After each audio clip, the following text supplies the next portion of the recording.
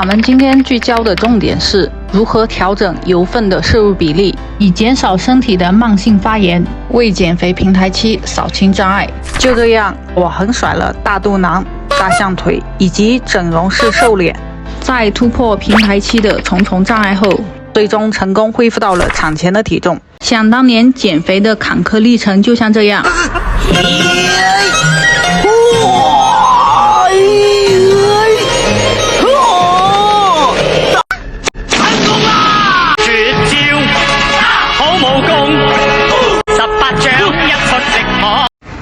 大家好，我是带你们为自己量身定制科学减脂餐的健身教练 Monica。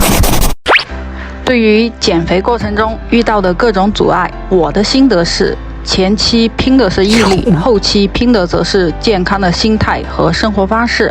各种相对应的解决方案，我之前的视频都有详细的解说，这里咱们就不赘述了。咱们今天聚焦的重点是如何调整油分的摄入比例，以减少身体的慢性发炎，为减肥平台期扫清障碍。对于一个长期外食的重口味吃货来说，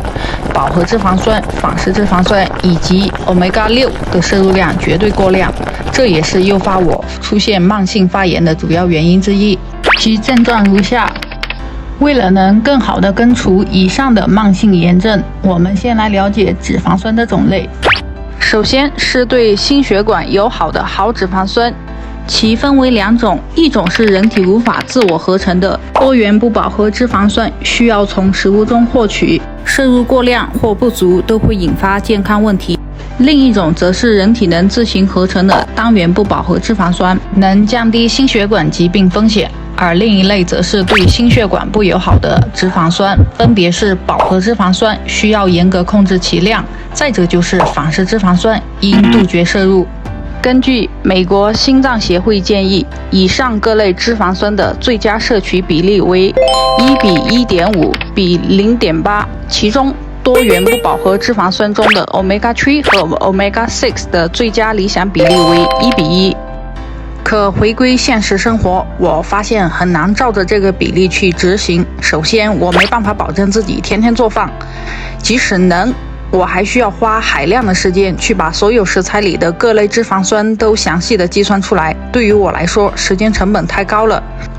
于是以这个理想的比例为参照标准，在食用油上下功夫。首先我会保持 Omega-3 和 Omega-6 的比例为1:1，其次我会稍微调高 Omega-9 以及降低饱和脂肪酸的比例，因为对于非素食主义的我来说，动物性脂肪的额外摄取无疑会拔高饱和脂肪酸的总摄入占比。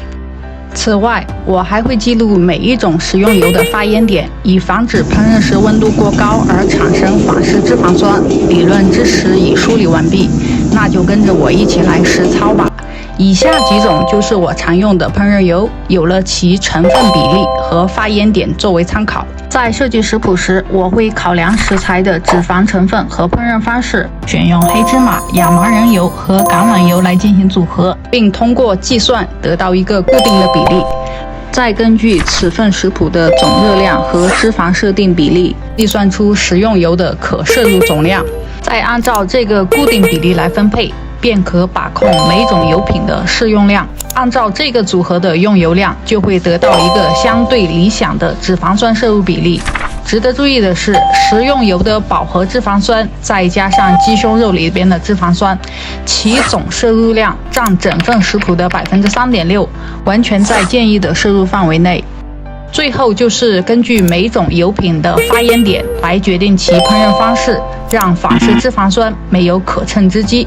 我翻了一下想当年自己的减肥秘籍，此类油品组合的固定比例还有另外2种，供各位宝宝作为参考。大家也可根据自己的总摄入热量以及对脂肪的需求比例来计算出独属于自己的最佳油脂摄入比例。